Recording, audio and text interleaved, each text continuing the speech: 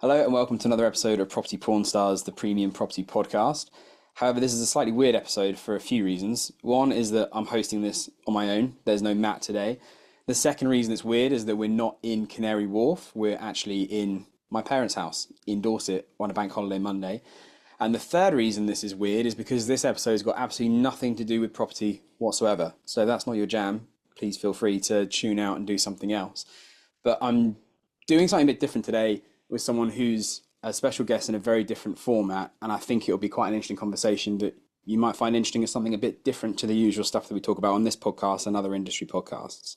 So I'm joined today by my brother, Sam. All right, Sam. How are we doing? Yeah, all right. So the reason that we're doing this today with my brother Sam's got nothing to do with property. Sam is in the military, and earlier this year was given a pretty cool opportunity to do something a bit special, which only a few people have ever done, and that is to attempt a summit of Mount Everest. So that's what I wanted to talk about today. I'm doing this on my laptop, on my phone, on a pair of microphones that we've got here. We're not in the studio, so you'll have to forgive us if the sound isn't quite what it usually is, but I think it'll be all right, winging it on Zoom. So what the plan is for today is kind of go through this in a bit of chronological order, because I haven't actually spoken to you about this very much. Like, I've asked you one or two questions about it, and the answers have been mental. So I'm quite keen to kind of get into some of this. And there's another reason that we're doing this that will kind of come out during the conversation today. So yeah, let's get into it. So, all right, Sam, so what do you do? What's your job? And how did you get this opportunity to have a go at this? So I'm in the army. I'm a captain in the Parachute Regiment. This opportunity came about really by, I suppose, being in the right place at the right time. So a stroke of luck whereby a guy who was setting up this expedition as an army expedition going up Everest approached me in the office one day and said, quite straightforwardly, "Do you fancy climbing Everest next year?" And I was like, coffee. Yeah. And off the bat, I just said yes immediately. No hesitation. No, like, don't know about that. No, literally, it had to be a there and then answer. Seriously? Yeah, because in the team he was setting up, his sort of second in command had just dropped out. Right. So he walked around from a volunteer who then turned out that he wouldn't be available at that time. So he was in need of someone who could kind of fit the bill. Yeah. Bumped into me, basically, Shit. in the office and said, "Are you up for doing Everest next year?" And I said, provided I'm not deployed or moved on by that time, then yeah, absolutely. That's always been a dream of mine, and let's go for it. But it had to be quite a quick answer there and then. So Literally on the spot? On the spot, yeah, which is quite crazy, yeah. That is mental. Yeah. And so you said, yeah, okay. Had you done much? Because I guess like I couldn't rock up and do this, to say the least. Yeah. Like, had you done much climbing training before this? Did he know that before he asked you?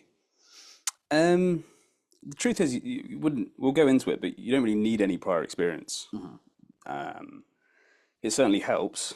Geth, pretty incredible guy. He had climbed Everest before, 5 years earlier. God knows how he had the appetite to go and do it again. So he'd already done it. He'd already summited Everest, yeah. In his time, he'd nearly been a professional cyclist and was a very, very fit, competent guy. And decided a few years back to try and set up an expedition, got kiboshed because of COVID, and then set out with this aim to take a team of soldiers from the Parachute Regiment to the summit of Mount Everest. So my place in that was the second in command of the team, which in a military sense is doing a lot of the inward-looking organisation and logistics and equipment, etc., etc. And then the key was to sort of try and pick out competent volunteers from within the regiment to go up, but crucially, like younger soldiers that were going to prove to be, take this early in their career and then go on to great things later in life. If that makes sense, to sort of give them the opportunity early on that they'd never be able to afford or conjure up themselves in their busy lives, and then take them to the summit. So really, from zero to hero, part of the 12-month pipeline leading up to this was a pretty rigorous training program. So a lot of cardio, which Yeah. is a bummer. Yeah.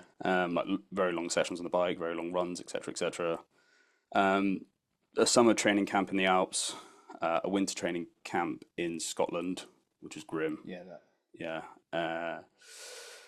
And then a taper off going into April this year when we set off for the expedition.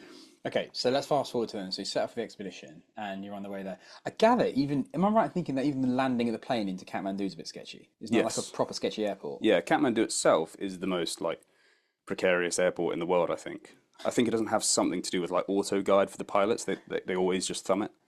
And it's crazy.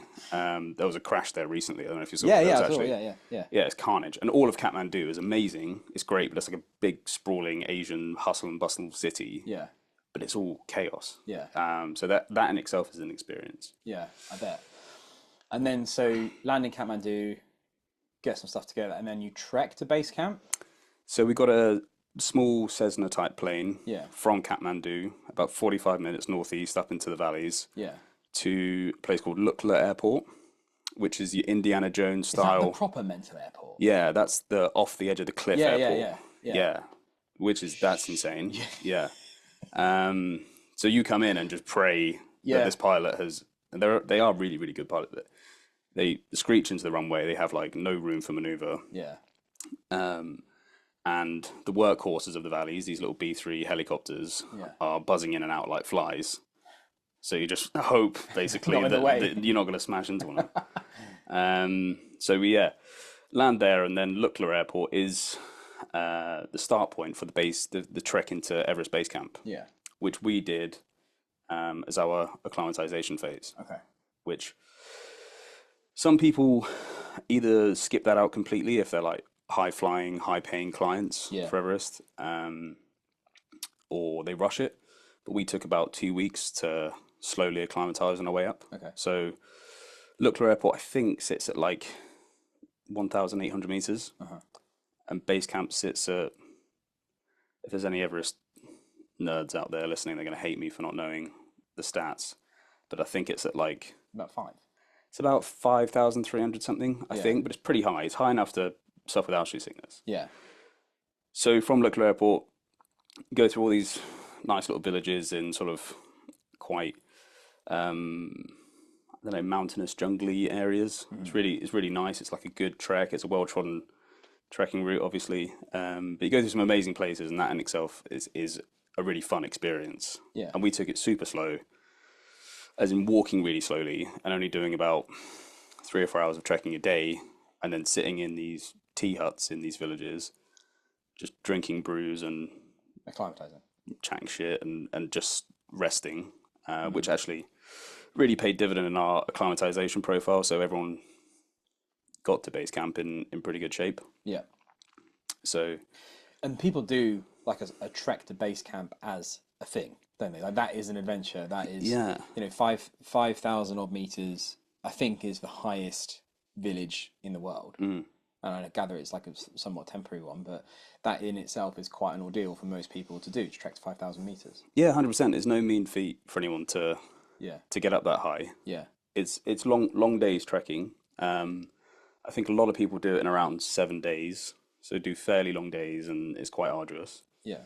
But it's not easy, especially so.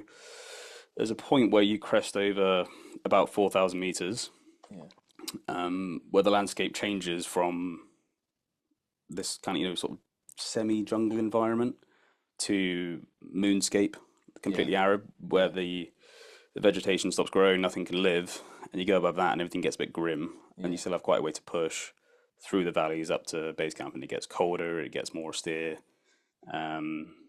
Places where you're living aren't very nice, but that's when it starts to become a bit of an adventure and a bit of a challenge. Yeah. But we grizzed it out and took our time over it to just get the acclimatization right. Yeah. So they say you shouldn't do more than, I think, 500 meters over 2 days. Okay. To do it really steadily and properly, you sort of get to that point where Yeah. you're working up to it. So you're on your way to base camp. To kind of pan out on something as well, and then to zoom back in.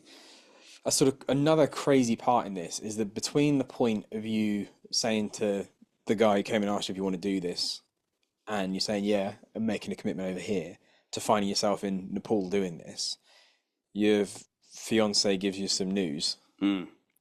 Yeah, so about a month prior to going, Holly, my fiance, finds out she's pregnant. With your first. This is With our first, yeah, having a baby boy. Really excited about it. He's due in 7 weeks. yeah. Uh, If you thought Everest was mental. yeah, I know. Here comes the next one. Yeah, so, and that was a real moment of judgment there because Yeah. I thought this is something I've been building up to for ages. It's been a lifelong dream. I have this crazy once in a lifetime opportunity to do it. But there's a pretty good chance. There's a chance of something going wrong. My job and occupation is inherently dangerous at times, and Yeah. there's always a chance something somewhere in the world is going to kick off, and you have to go and be deployed. But that's kind of buzzing away in the background. This is a sort of a particularly dangerous blip. Yeah. I was already committed to doing it emotionally, and I didn't want to be the guy who, for myself internally, like not reputationally, but I didn't want to be that person who backed out of something because of a risk, because there are risks in everything we do, and I knew that one day that my son would, it's a bit cheesy, but hopefully be proud of that, taking that risk, and all being well, is the dad that climbed Everest, and that's something to kind of hang your hat on, I suppose. I think so. So, like I said at the start of this, that there was like another reason that we were doing this, and that's partly for this, that we wanted to record this. So, like, I'm quite privileged to have this platform as a podcast to do stuff, have conversations with people typically around the estate agency industry. But I wanted to do, it was my proposal to do this with Sam, because while it's quite fresh in your mind as well, because firstly, it's quite hard to actually have like a proper conversation about something like this. Like you and I are testament to the fact that it's been like 2 or 3 months and we haven't actually talked about it. And then also the fact that we can do it while it's fresh in your mind and it's then recorded, that one day in like 10, 15, 20 years or whatever, your son might listen back to this to actually understand what happened and what you went through. And that's pretty cool, provided podcasts still exist and it's not like a fucking VHS tape or something that's obsolete in the corner somewhere. Yeah, society's gone, and for some reason he's listening to this in his igloo. Yeah. And that's like, so I said if you're not interested in this, don't listen to it. I'm fine. I think there's really like our target audience to this is literally one person as it stands in a minute. Yeah. And if they listen to it, then this has been worth it. And I'm listening to it now, which makes it worth it for me too. So it's quite a crazy thing that like but I guess the difference between this and then your job is that you're intentionally putting yourself kind of in harm's way, which is over and above what you're paid to do as your job. Yeah. And being the positive guy I am, I looked up the death rates on Everest because I thought that'd be a fun thing to do. And so from what I found out, according to BBC, a death rate on Everest is about 3%. And I don't know what they kind of class 3% as. Maybe of all summit attempts, something like that. I suppose so. Yeah. There's people that get past base camp or something, I suppose. Yeah, I don't know the threshold and the cut-offs. Yeah. Certainly, I suppose there were this season, when I say this season, that 2-week weather window pretty much every year around the same time where all climbers descend and go for it when the winds are light enough on the summit to even attempt getting up there. Yeah. But 500 permits were issued, I believe, by the Nepalese government, and of those, I think around 150 to 200 summited. Yeah. And there weren't. I don't think there was actually that. I don't think there was a sort of 3 or 4% death rate on those climbers. There were certainly some deaths that we saw and can speak about, but certainly not, that many. But anyway, it's still inherently dangerous. Yeah. Yeah, I mean, let's talk about that happy subject a bit later on. Sure. We'll get to the good stuff. We'll acclimatise to that as well. So you're on your way to base camp. What's life like at base camp? Bit weird. Yeah, it's strange. It has a certain. I don't know. There's a bit of theatre about it because you spent the last 2 weeks trekking into base camp through these villages, and it's quite boring. It's quite laborious, and the whole time you think about getting there and seeing the seeing this sort of sprawling village of yellow tents Yeah. perched on a glacier with Everest in the backdrop, and you think once I see there, I'll be there, and I'm sort of that's game day. Once I'm there, isn't the case because you get there, crash out, and spend 5 days, sort of trying to eat and drink and not feel really hungover. Is that what it feels like? Altitude sickness? Like Yeah, yeah. It's just like pounding headache when you lie down and just no appetite. Yeah. Anxiety. Really? Well, yeah. You just sort of just being at the foot of Everest. Oh, more that than like an actual. No, it's not like effect. an medically induced anxiety, I don't think. Oh, right. But it's sort of that jitteriness is a similar sort of feeling as well, I suppose. Yeah. And then so maybe I'll get my timings of this messed up. Didn't you have to go back? There was one point where one of the guys on our team got a really bad chest infection. At base camp. Yeah. Okay. Or just before. Okay. Geth led the rest of the team on. Yeah. And I pushed back with one of the younger guys to a tiny village in the middle of a windswept valley called Ferrochet, where there is like a hospital. Yeah. I think it's like a Red Cross outreach thing where there is just a doctor who can prescribe meds. Okay. So I pushed back there, spent 2 days there with him while he was recovering and being checked over. Yeah. And then once he was pretty much recovered, we then completed the rest of the trek into base camp and joined the rest of the team. Okay. So you got sort of most of the way there, had to come back sort of halfway-ish and then go back again. Yeah. Okay. Yeah. Okay, so then you're at base camp, and then I guess there's a load of people there that aren't summiting. There are people that are summiting. And then do you get sort of, what happens with your Sherpas? Because that's a whole subject I want to talk, like, do you get sort of paired up with people at that point?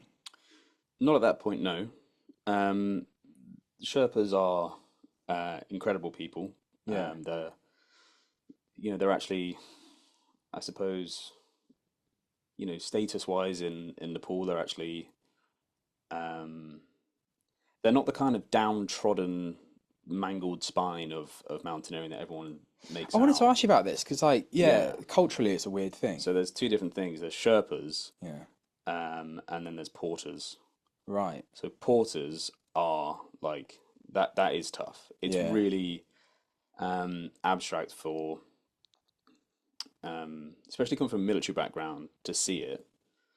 But they're people who go and do seasonal work on the mountain where either for base camp treks or for lugging proper mountaineering equipment for climbers to Everest base camp or to other base camps. But they're the guys who will stick, I don't know how it's physically possible, but stick 80 kilos on their forehead and march up mountains. It's mental. So whereas we're, fit and strong people, Yeah. they will fly by you carrying a person on their forehead.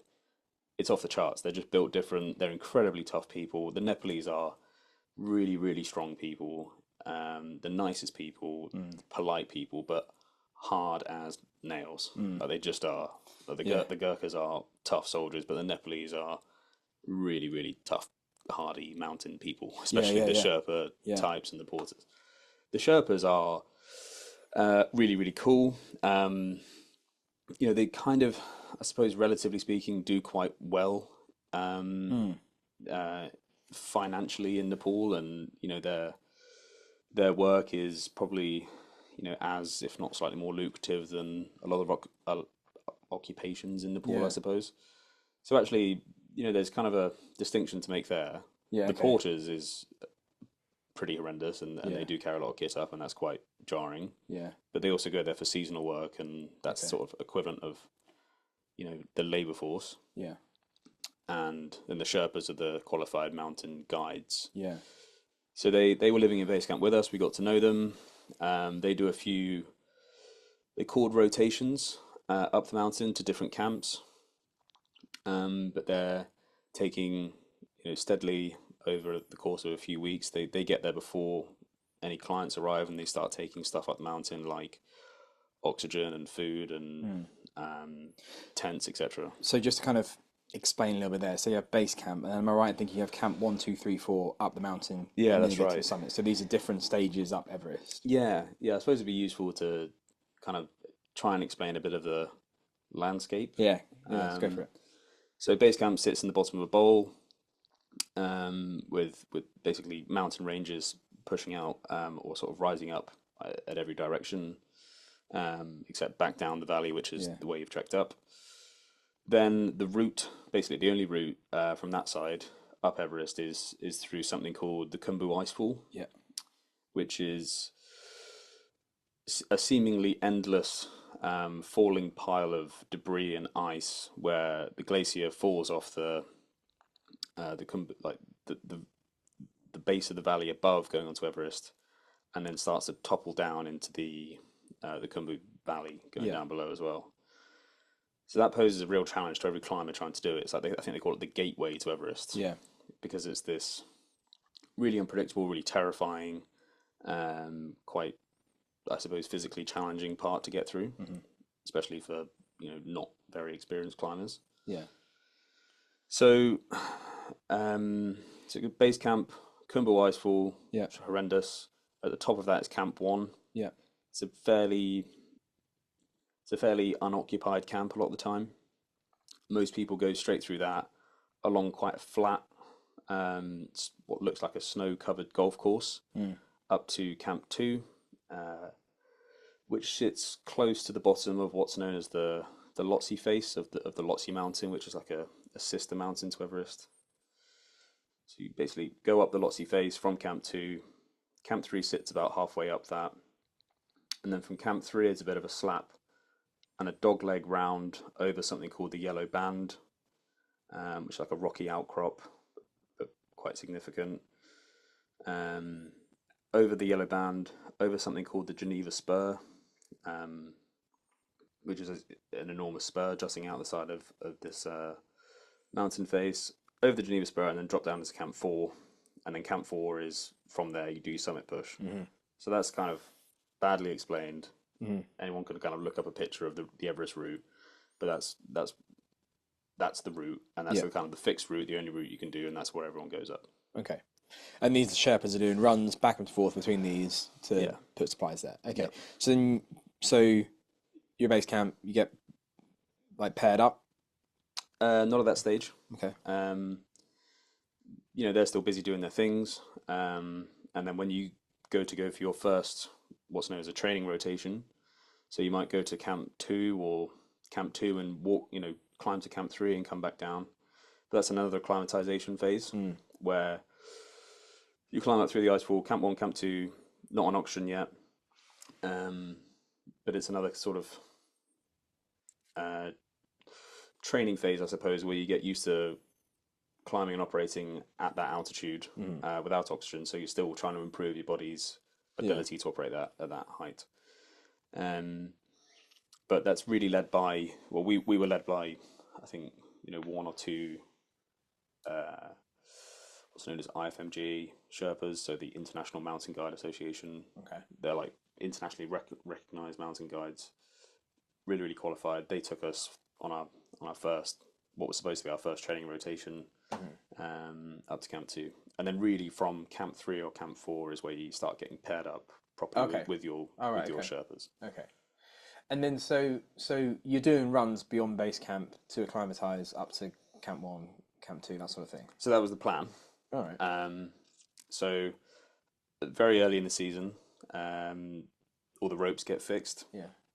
So really almost from base camp, there are fixed lines that get hammered in and tied in essentially all the way up to the summit. Right. It's a huge project that goes on every year. Yeah. Couldn't tell you the distance, but it's a hell of a job. Yeah. So we set out as soon as we'd found out that the lines were fixed.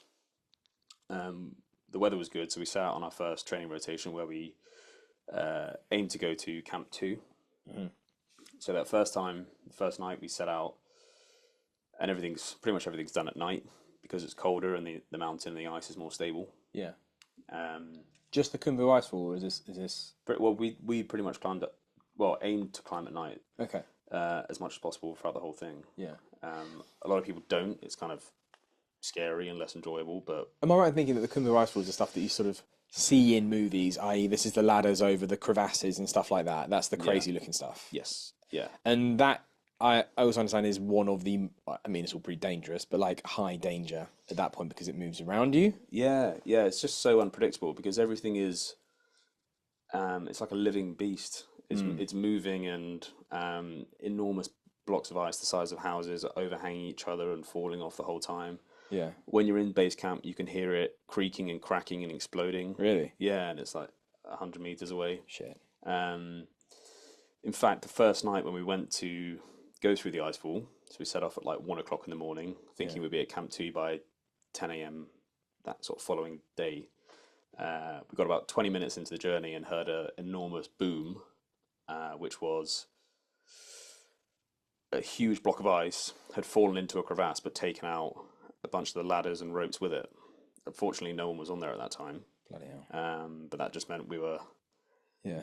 got it over the radio from some climbers who were further ahead that there was no point in carrying on, so we turned around and had to go back and wait a couple more days. Shit. That's crazy. So set off again, and I'd underestimated how scary the Khumbu Icefall would be. In what sense?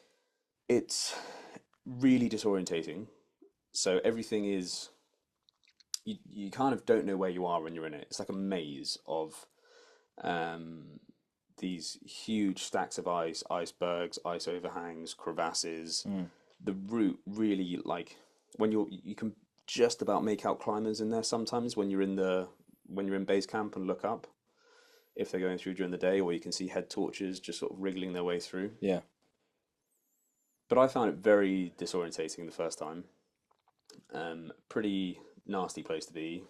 I think about 2 hours in to our climb, some enormous granite boulder fell off a cliff face fairly sort of close by to us, round to our left, made a hell of a noise, and fell down at such a pace it was like huge sparks were flying off this thing, and you just you appreciate in that moment that you are a tiny ant on the back of this enormous beast that could at any point just decide to shake you off, and you're done. It's like, Geth said it to me before, and I really understood when I was on it, that you don't conquer Everest. It's like, or these big 8,000 meter mountains, they sort of tolerate your presence. Yeah. If that makes sense. For a short period of time. Yeah, and then you get off there as soon as possible and sort of feel like you're apologizing. Yeah.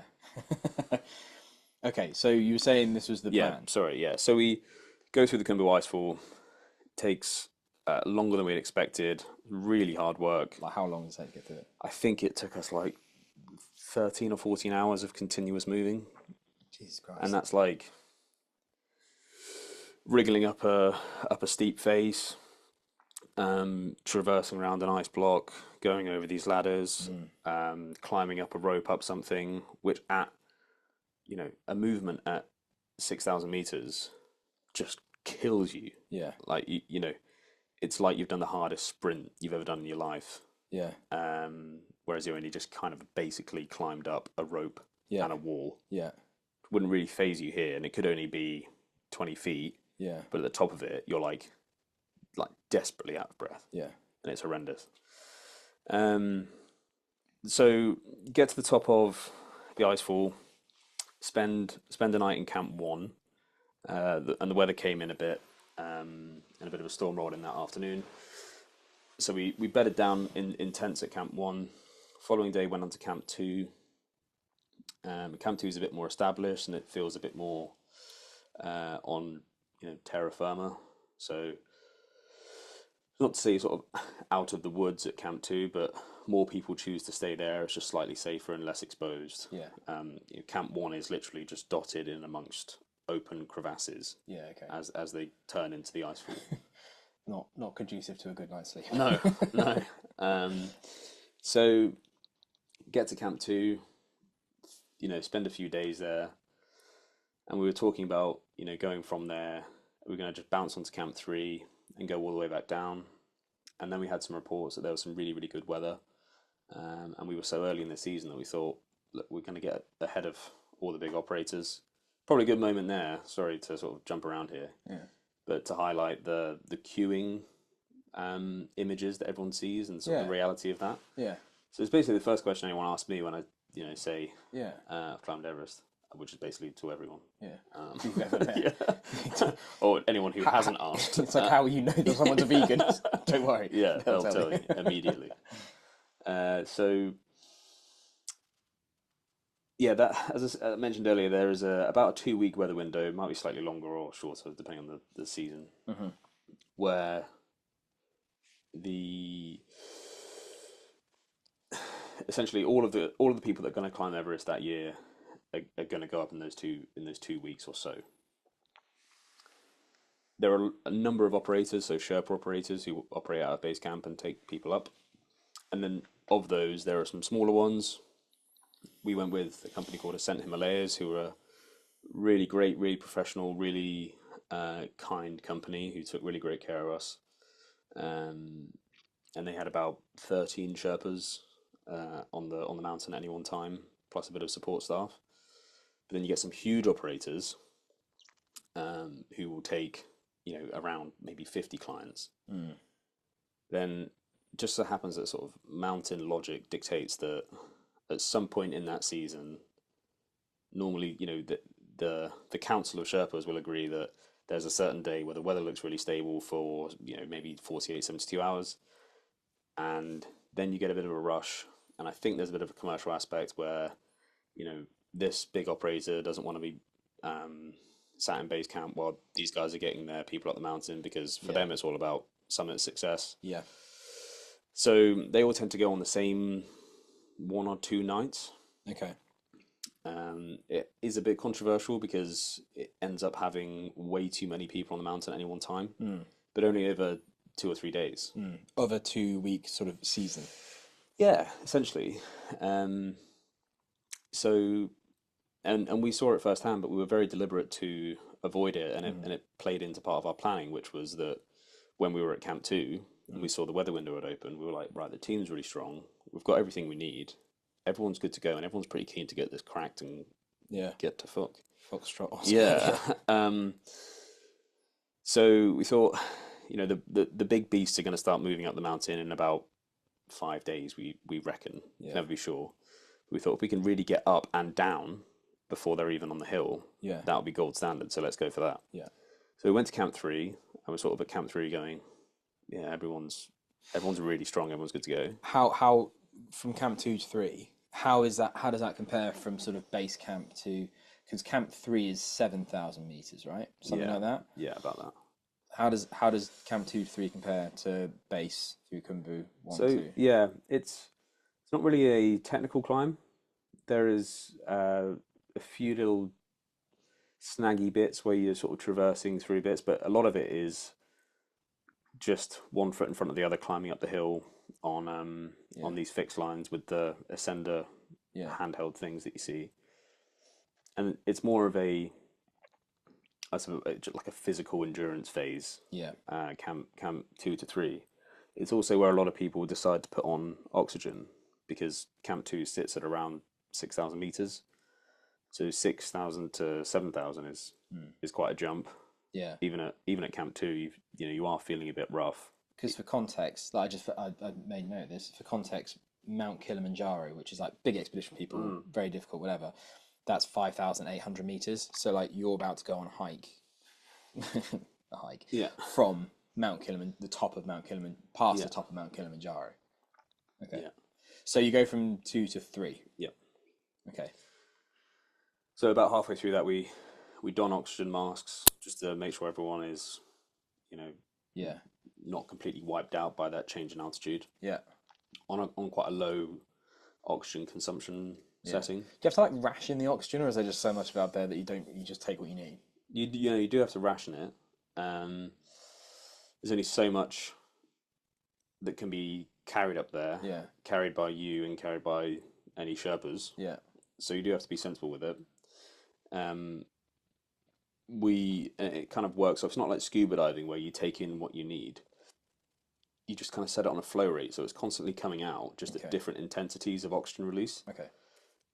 So from Camp 2 to Camp 3, we were on a pretty low, I think like 0.5, and the highest is 4. So we're on like low oxygen supplementation, but again, all feeling strong, and weather was great. So blue skies. It's actually really hot in that valley.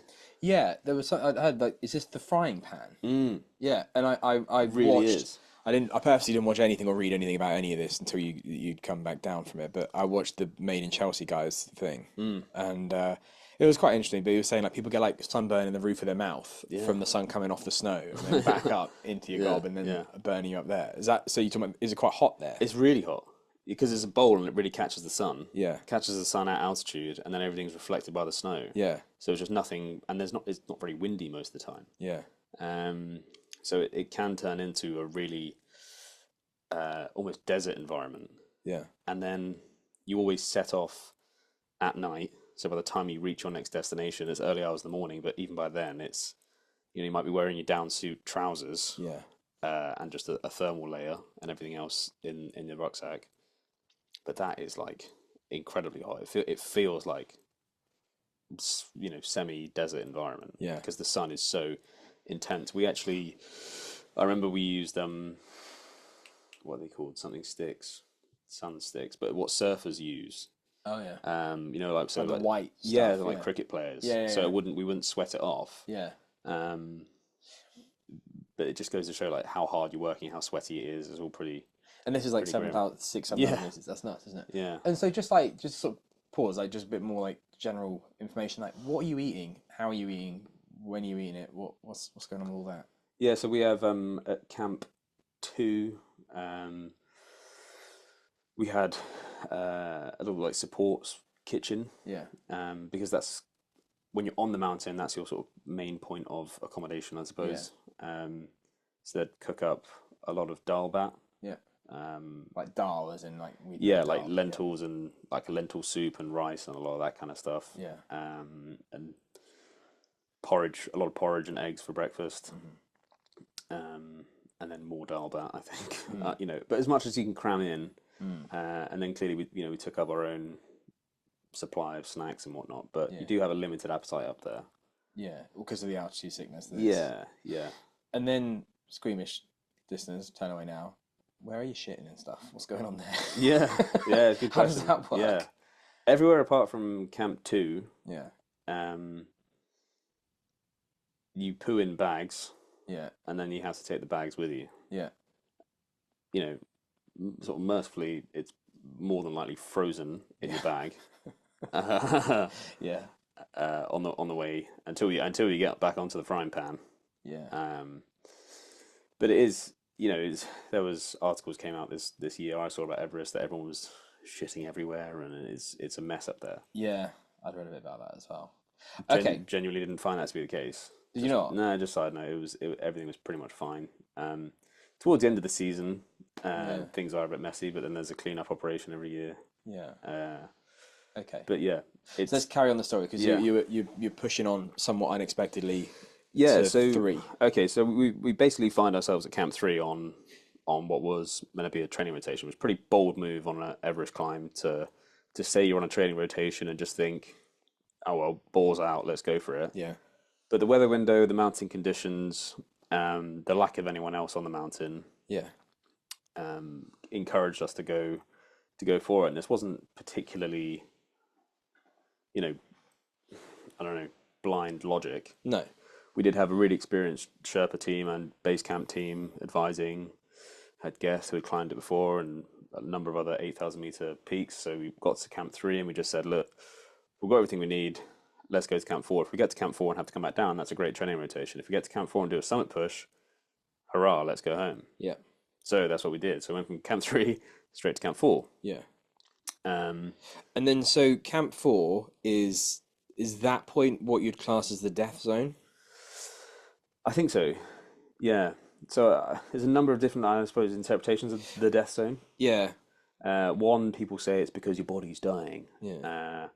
And I suppose, your oxygen saturation in your blood is probably low enough that if you're in hospital, they'd say you were dying. Yeah, okay. Like when I set off for my summit push, I took a pulse oximeter reading and my blood, saturation level was 70. Yeah, And I think if in a hospital, if it's below 90, you're in intensive care. yeah. So I felt pretty crap. Yeah.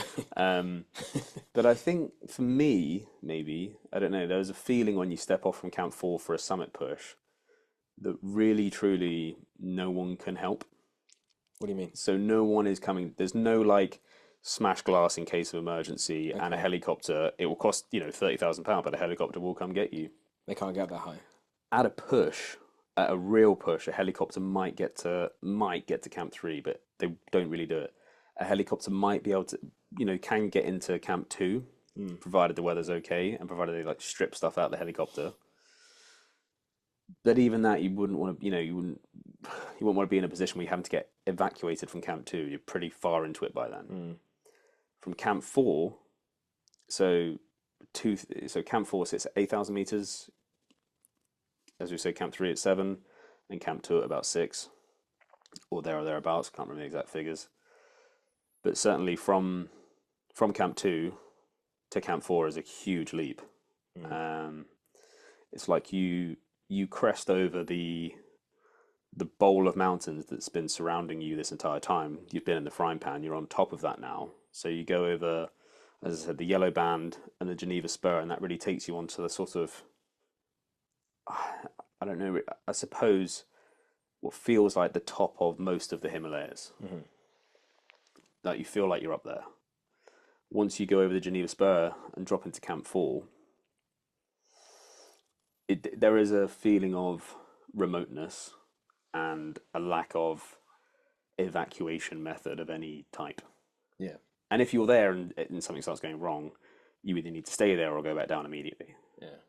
We were really disciplined about no one moving further than they were able to that day, or in generally, we were really good at monitoring everyone's states and stats and everything like that. But I think certainly in terms of the death zone, to me, it means really that once you step off from Camp 4 and start going on that treacherous summit push, if you start getting cerebral or pulmonary edema, you're so far from rescue and you're in such a difficult position,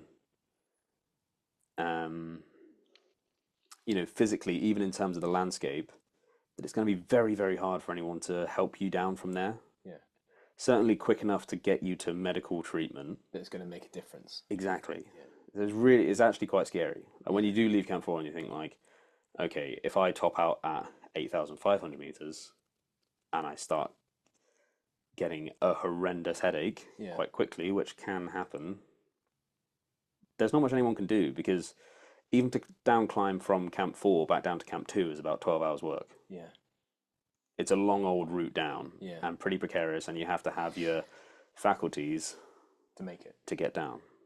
With all the help and goodwill in the world, above Camp 4, you have limited sort of help, I suppose. Yeah.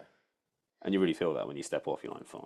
So you're all at Camp 4. And at this point, you're paired up with the Sherpa. How many Yes. Sherpas are there to climbers? What's the ratio? 1-to-1 Okay. above Camp 4. You guys tied together? No. Okay. No, so I mentioned earlier the fixed lines. Yeah. And those are ropes, probably 50-meter intervals. They're staked into the ground.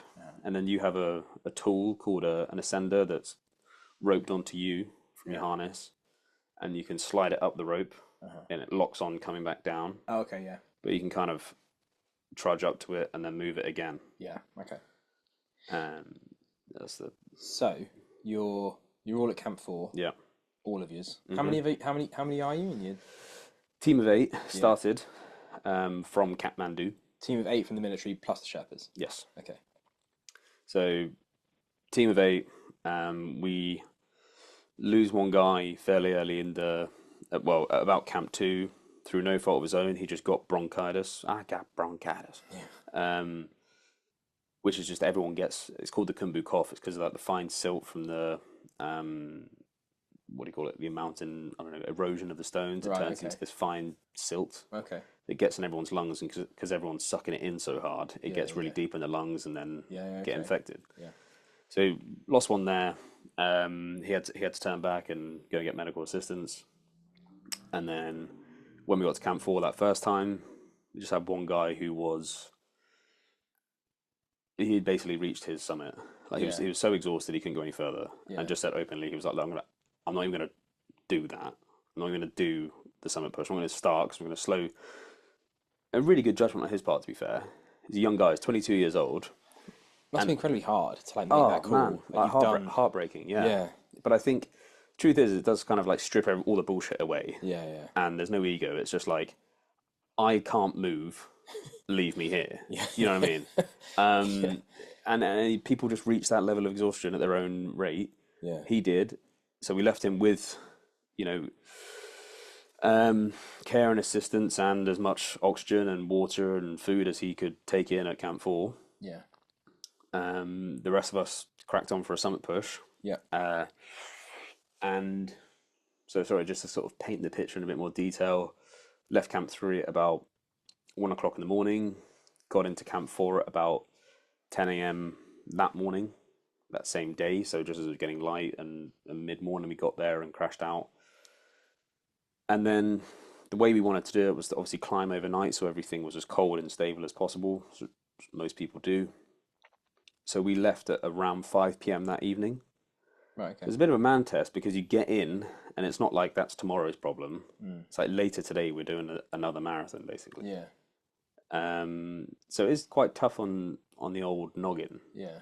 Because you get in there, change your socks, have a brew, have some water, maybe sleep for an hour or so on oxygen, which is tough. Yeah. And then you have to start getting your kit on again. Yeah. It does suck. Yeah. That's probably the most like challenging, most mentally challenging part. Then we set off on our first summit push. I was, to be honest, in a bad way, going like basically stepping off from Camp 4, going up. I just felt like I was digging into my reserves already. You set off with about 2 liters of water on you because you boil them in Camp 4. You shove them down your jacket so they don't freeze. And then when you take a break, you take a swig and put it back in your jacket.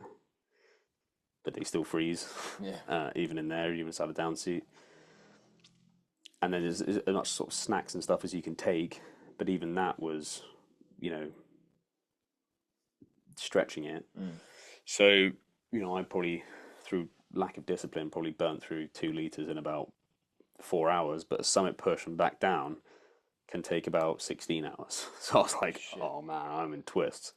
So is that all the water basically? All my water gone, most of my food. I remember taking one of those, those SIS energy gels that I kept like inside my thermal, and I was like, oh man, at least this is some respite from the thirst, and punched it in, and I was like, it was like having PVA glue in my mouth. I was like one of those chimps that couldn't. I was like, I stop everything. I can't breathe. For God's sake. So. Yeah, we eventually, and I was so tired. I was like genuinely like falling into micro sleep while climbing, because it's the wolf, the hour of the wolf. 3 or 4 o'clock in the morning. You are just shot, nothing left, tired, scared. All you can see is you just hood up, mask on, head torch, just with your little footsteps in front of you, looking down. Even looking left and right, you can't see anything off the tiny little ridge that you might be on. And it is just like every step is a little battle of keep going, keep going. So I'm getting kind of like fired up again thinking about it. Yeah. But anyway, so we get to a place called the Balcony, which is where 2 ridges sort of meet. Yeah. Little point to pause and take a step and speak to Geth, and we're like, okay, this is the balcony, we're not too far away, it was probably another 300 meters to climb, and then we're there. So as it gets to about first light, around 4 o'clock in the morning, this stunning view opens up where you are nearly at the top of the world. Yeah.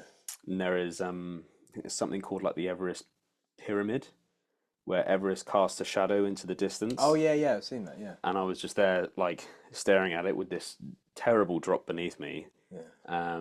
Just on crampons, just looking out at this Everest shadow, thinking this is absolutely surreal. Yeah. You're at that view that you only ever see out of a plane. Yeah. But you're on terra firma, and you're like, I shouldn't be here. Yeah. It's so weird. Anyway, so we carry on, wiggle up through, get to somewhere called the South Summit, which is the summit of Everest sits on a ridge line. Start of that ridge line is the South Summit, and the summit is probably 150, 200 meters, mainly lateral movement along this ridge. And we're at the South Summit. As it's getting light, we can see that the winds are coming over and the In weather's... terms of elevation, you say it's 150 meters worth of movement. What's the elevation difference? I think you're probably less than 50 meters below the summit. 50. Yeah, if that. Yeah. I don't know how much, I can't remember really how much climbing up there is. You wriggle along the summit ridge, Yeah. over the Hillary Step and the things you hear about, Yeah. but it's just a walk along a ridge line basically, and then you're there. There's like this iconic. Yeah, I've seen the photo. Yeah.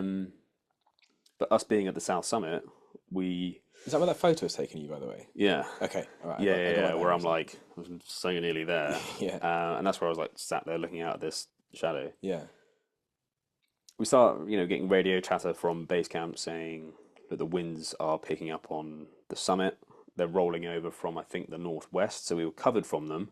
So it felt like a glorious day from where we were. The winds had changed, the forecast had changed, or not been true to its word. And the winds were blowing over, and we could see the snowdrift pushing over our heads, essentially. Why the wind was so the wind's picked up so much it's pushing the snow off the top. Yeah. So I don't know the exact mile an hourage. Yeah. But such strong winds that, if you go over, you've got a pretty good chance of piling in through either exposure or falling or getting blown off course or something. So I come back down and speak to Geth quickly, and we make a decision, and we have to really think about it because we can't really stay where we are. Can't just sit and wait on Everest and have a picnic. Can't go over the top and summit because it's too dangerous. So the only option is to go back down. And then we think, the team's so exhausted, there's not enough oxygen to do another summit push from Camp 4.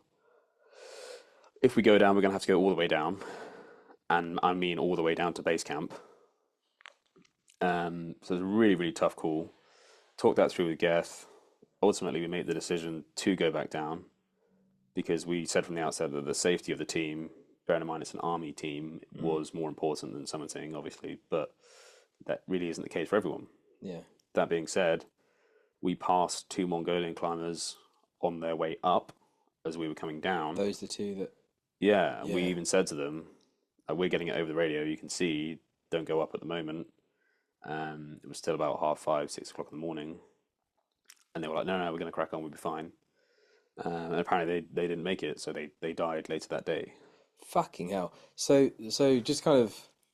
So you've gone through like 8,000 meters of vertical ascent through all of that hellscape, and you're there. Yeah, I think about... So the summit of Everest is 8,848. Yeah. And I think we were at probably 8,800. Shit. So within like a literally real spitting good distance. stone's throw Yeah. of the summit. Well, probably not in that wind, but borderline touching distance. So tantalizingly close. And as well, I suppose even making decisions while you're in that kind of environment must be horrific. But like to have made the decision at that point to go all the way back down again, and like when you're making that decision, is there any talk about trying again, or is that like, well, we tried, that's it, you get one shot? Like, how does that work? Yeah, that time we didn't think. We were a bit bummed out because we thought we overextended on a training rotation. We've delved into our reserves of oxygen to try and get this done quick. Yeah. The mountain gods haven't been kind to us here. And now we know that if we go down, there's very little chance of giving this another go. Yeah. But we know we can't stay there. We know we can't just go and recock and go again from Camp 4 because there's not the resources. So we're gonna have to climb down, go basically straight through Camp 4. Yeah. And then continue all the way down to Camp 2. So that in a day is like setting off at 5 p.m, getting to the summit 12 hours later about 5 a.m, and then climbing all the way back down all that day, like pretty brutal on the body. Yeah. Get back down to Camp 2 at around 8 or 9 o'clock that next evening. Fucking hell. Yeah. And then, yeah, I won't go into too much detail, but we waited around at Camp 2 to try and wait for another weather window, got some more oxygen brought up to us, and we thought, team's still pretty strong at this stage. The guy who was really struggling had just topped out at Camp 4. He went back down to base camp and chilled out. Um, but we stayed there for, yeah, we're above 6,000 meters for the best part of like 11, 12 days. It's pretty rough on the body. Like you just deteriorate. You're always in a calorie deficit. You're not getting enough oxygen. Everything's just kind of shutting down. Yeah. So we have to make a pretty brutal decision to go back down to base camp. Geth, the team leader, managed to make some calls and some arrangements. We ended up getting the team extracted back to Kathmandu. Oh, this is the video I saw when you're in the helicopter Yeah. flying over the base camp. Yeah. It looks like you're flying over the moon. It's Yeah, crazy. yeah. And those little B3s are terrifying. It's just single engine, maxing out because of the altitude. Yeah. So the engines are redlining the whole time, and they just take off. And it's just Yeah. don't die, don't die, don't die, and then they're gone. Yeah. So, yeah, we get a number of helicopters to bounce through Lukla Airport again, and then all the way back to Kathmandu, and it feels a bit like mission failure. It wasn't, because we would have summited had the weather been okay, but we're back in Lukla. So what's like the morale like? Because then you've got those guys within, if I've got the numbers right, like 48 or so meters from the summit, and now you're all the way back where people are drinking beers and bars and stuff. And Yeah. like, this is ridiculous. Yeah, it's really abstract to be back there so quickly, where Yeah. the air's thick and warm. Yeah. We stayed in the hotel and ordered copious amounts of room service, but everyone's pretty low. Yeah. Because we were within touching distance, and even hung around on the mountain for a bit longer than we should have to try and give it another go. But we decide then, through really assessing everyone's states in quite a lot of detail, and everyone having to open up and be quite honest about how they were feeling, not just physically, but like mentally and emotionally, and how much have you got left in that in a tank. So we made that call at Camp 2. We said, look, let's get back to Kathmandu. Let's have like 3 or 4 days recuperation, and then let's even just start to think about giving that another go at the end of the weather window, which I think everyone in that tent was, I certainly was thinking like, no, probably not going to happen. Really? Well, yeah, I just thought like, That's it. That's a hell of a lot of logistics and resources and effort to go back into getting us even back to base camp. Yeah. But we managed to pull some strings and get a little bit of extra funding from one guy doesn't want to be named, but he provided us with some extra funding very generously to extract by helicopter. Can I just say, this isn't our dad? No. Like, Thanks, Daddy. Yeah. No, It's just, he's a great guy. He's like a member of the charity that we were doing this for, and okay. yeah, a friend of the unit, a friend of the regiment. He actually conducted a trek into base camp with a load of his mates at the same time. Okay. Brilliant guy, and can never say how grateful we are to his really generous donation to get us there in the first place, and then to get us extracted when we needed help, and then Oh wow, he's part of the extraction from 2. yeah, so he paid for helis from base camp back to Kathmandu, where we took 4 or 5 days rest, and then back up to base camp. Oh, so you didn't have to do the trek back to base camp. Nice. Okay. Because the acclimatization was still there. We just didn't have the time to trek back up. Because of the weather window. Okay. So get back to Kathmandu, and upon recovery and a bit of convalescence, I suppose, about 3 remaining members of the team decide that they can't carry on. They haven't got it in them to go again. They knew essentially if they went again, they wouldn't be able to. They wouldn't have it in them to do it again, just physically. So of 8, you're down to 5. No, so we lost one early on, lost one at Camp 4, and then 3 more. So we're down to 3. Right. Okay. So 3 of us, it's me, Geth, and one guy now, decide that actually we're all kind of miraculously like pretty fine.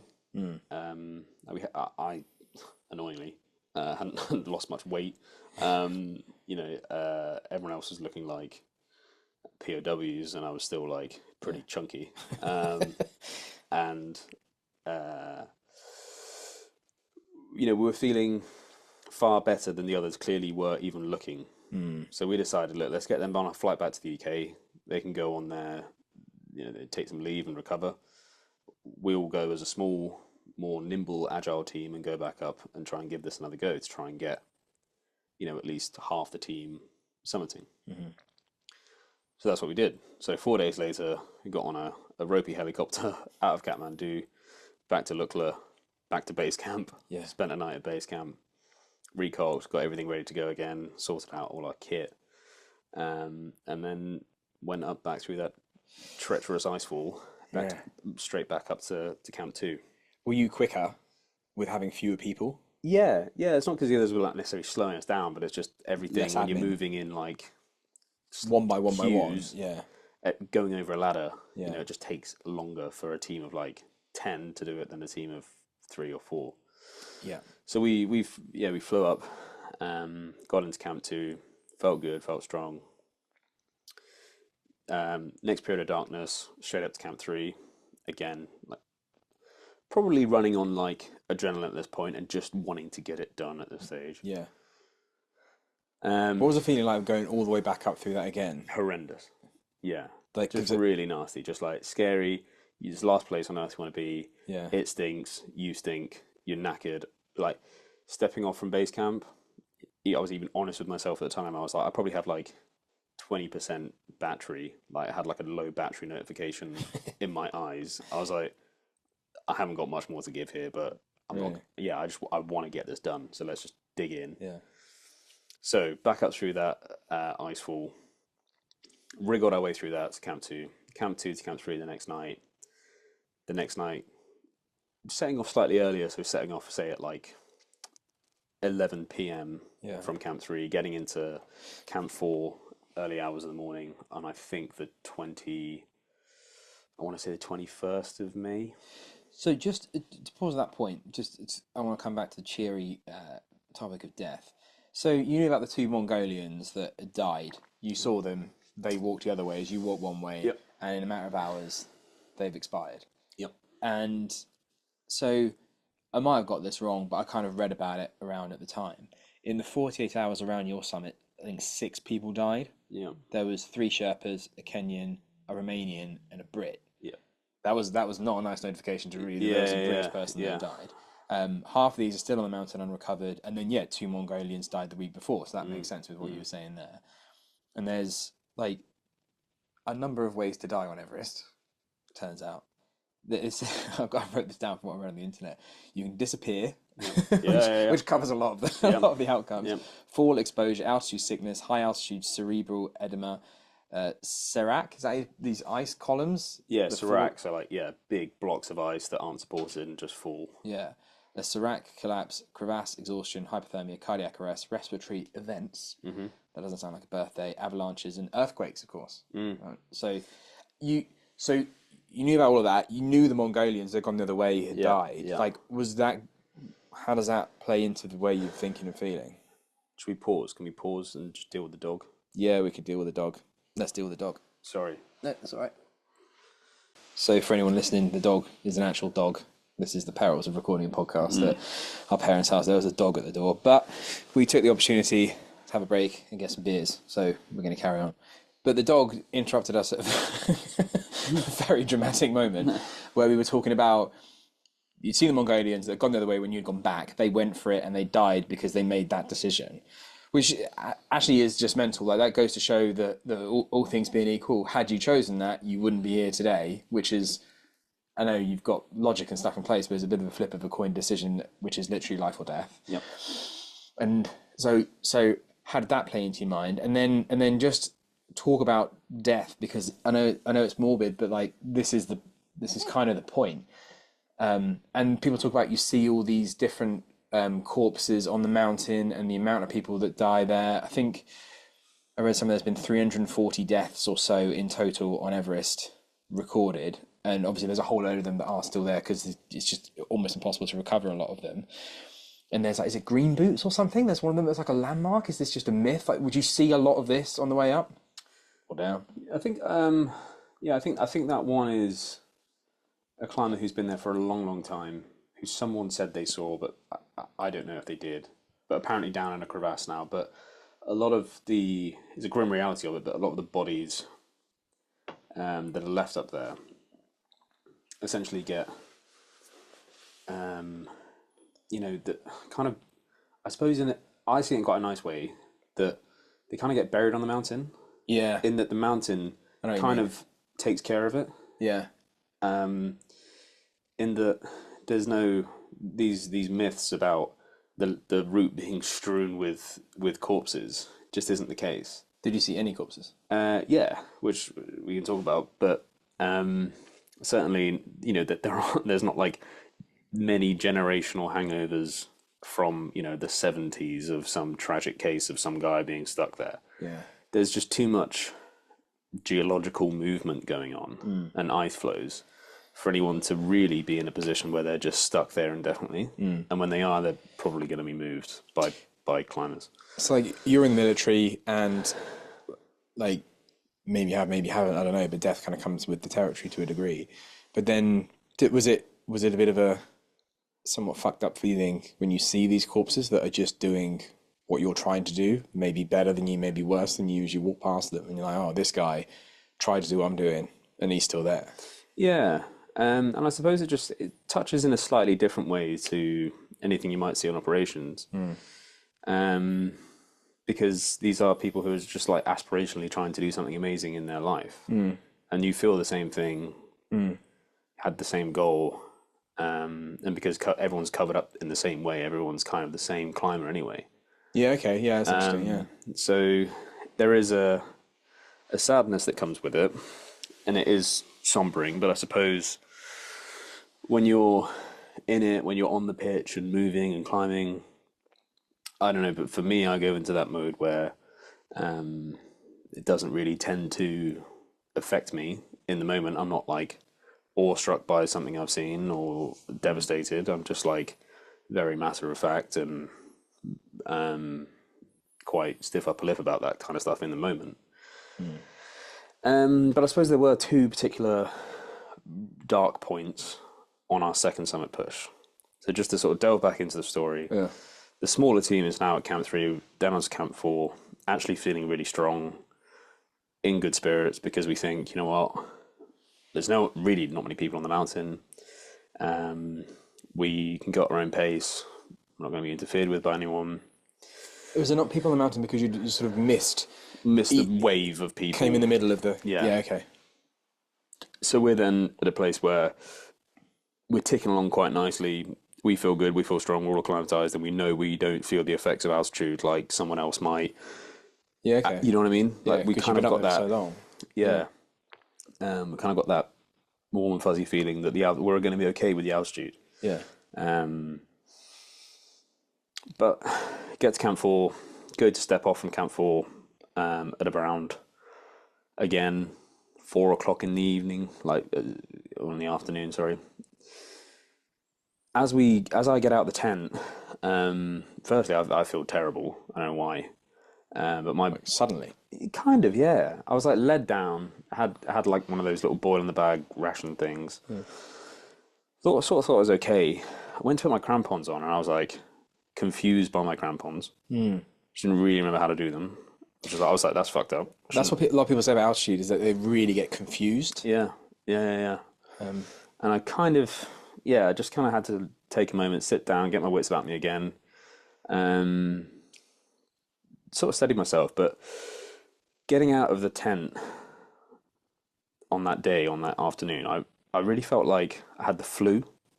So I thought maybe it's just caught up with me. Maybe now I am ill and this is the worst place on earth to get ill. I was like, thanks, body. Fucking wait till now to just land this and be like, we've got man flu. But I think it was just exhaustion. But you know when you have the flu and you get out of bed and you have to go to the toilet and your legs are just like stacks of jelly. Yeah. And you don't want to stand up straight because it just hurts. Everything's kind of cramping. You feel hot and cold at the same time. Felt sick. Tried to go for a poo in the tent, which was just the least dignified thing in the world, into a bag, with like 2 of the guys in the tent with me.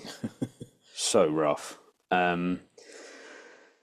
But we, strap our kit on and we go at a pace.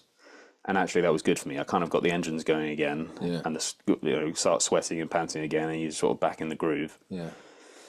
You go up that first, I suppose, like black ski run that is the start of the summit push of Everest.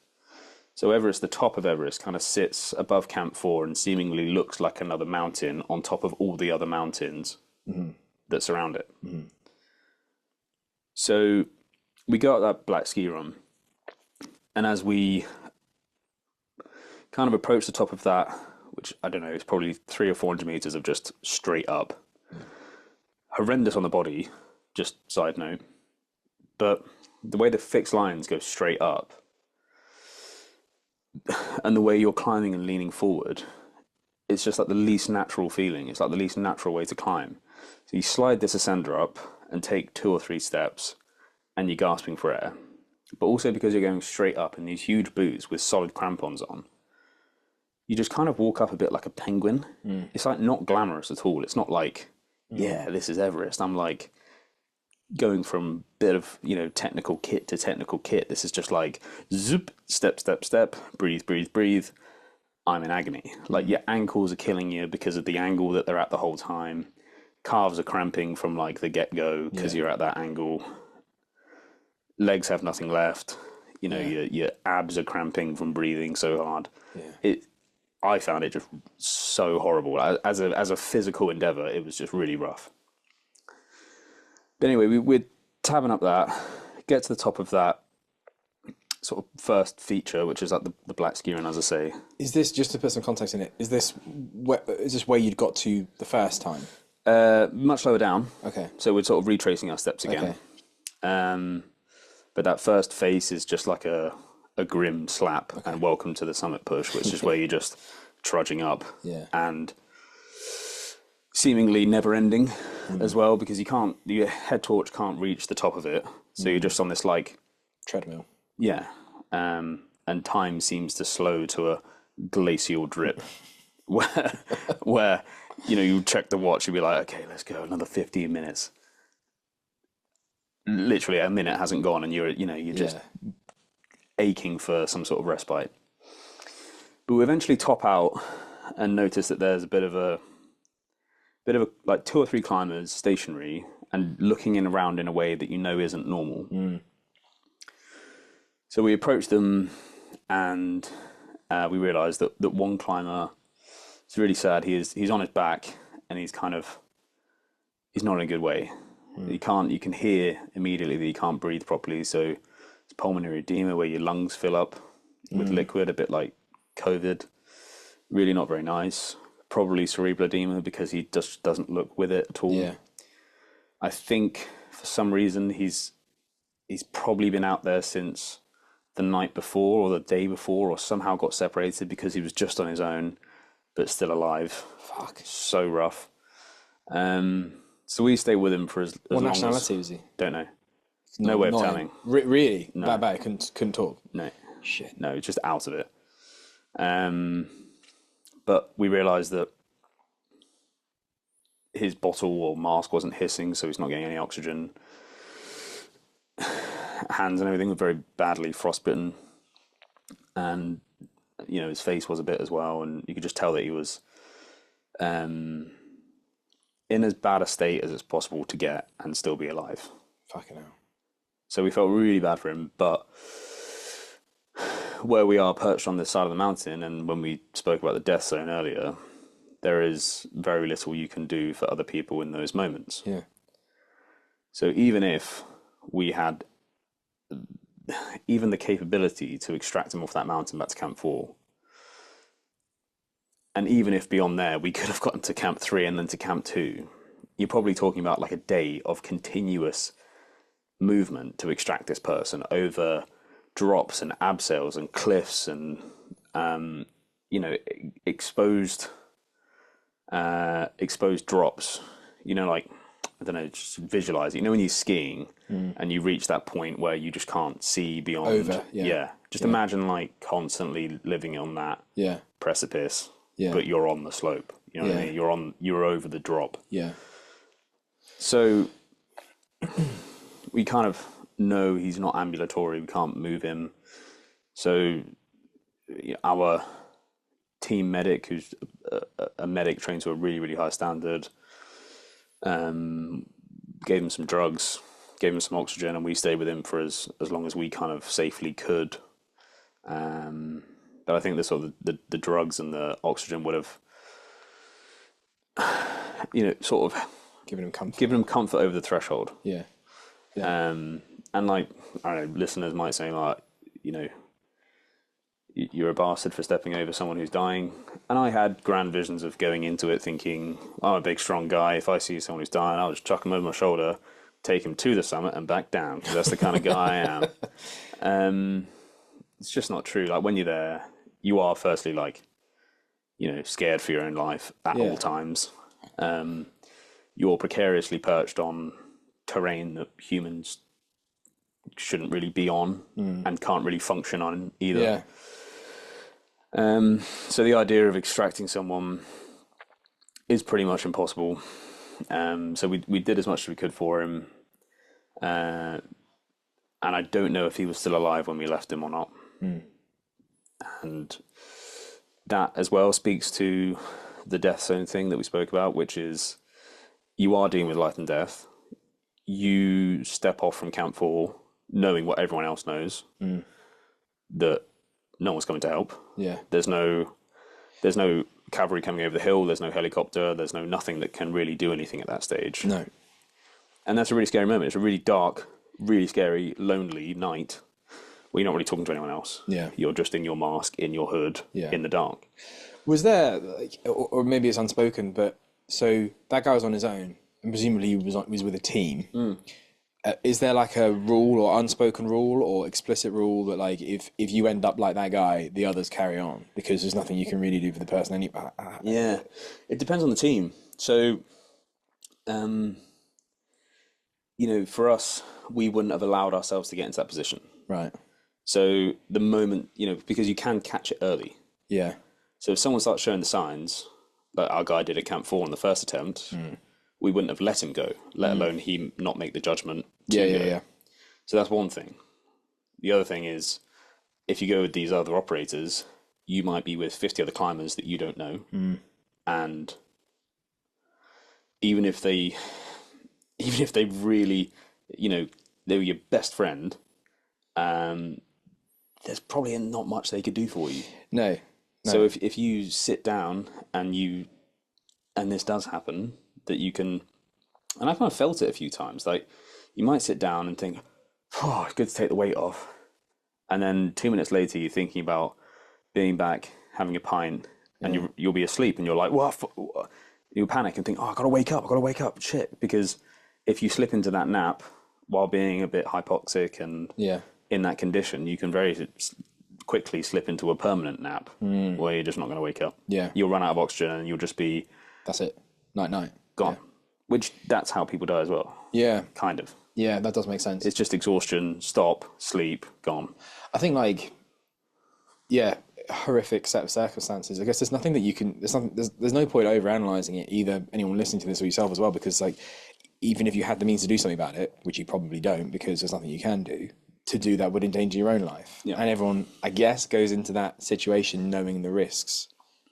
Like you say, step out from Camp 4 and you're on your own. Yeah, pretty much. Yeah. And everyone does have to be matter of fact about it and know that you're climbing Everest to try and achieve something which is relatively high risk to life. Yeah. Like all high altitude mountaineering.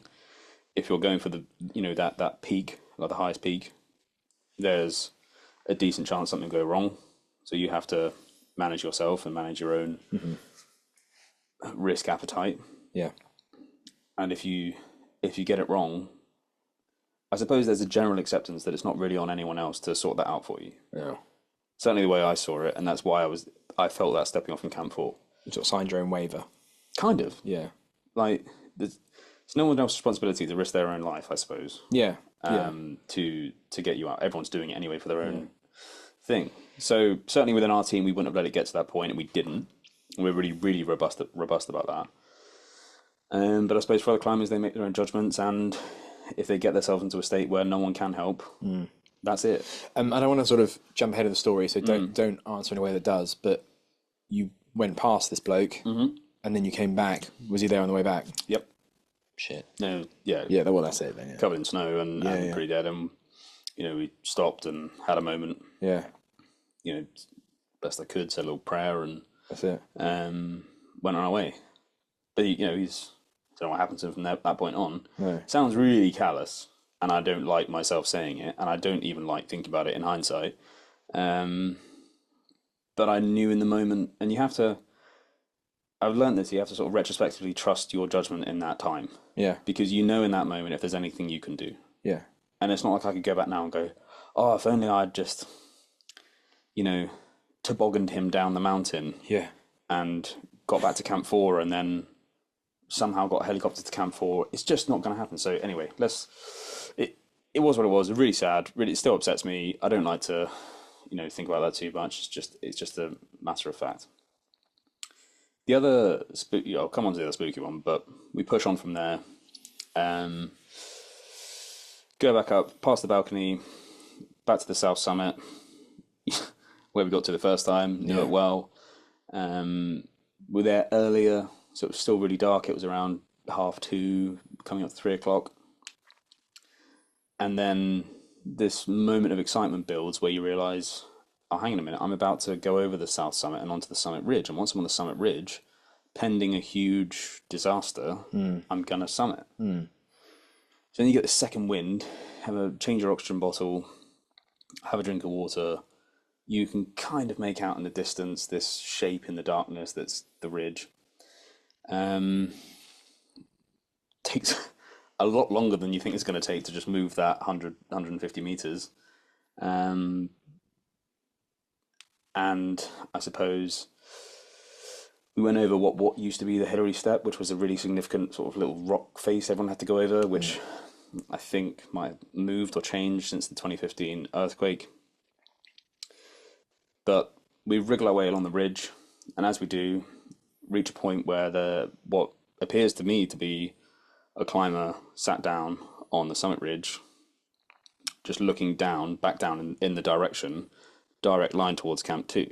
So kind of hanging off the side of the ridge, looking down, head torch still on. So I'm like, well, that's really strange. Our lead Sherpa was probably 50 meters ahead of me, and I was basically on my own at this point, and came across this guy. And I had to, step round with this 2,000 meter drop there on basically clipped onto a rope here, lean round and check what was going on. And it was a climber who was dead, but horribly must have died that night, and fairly recently that night, given how long head torch batteries don't last.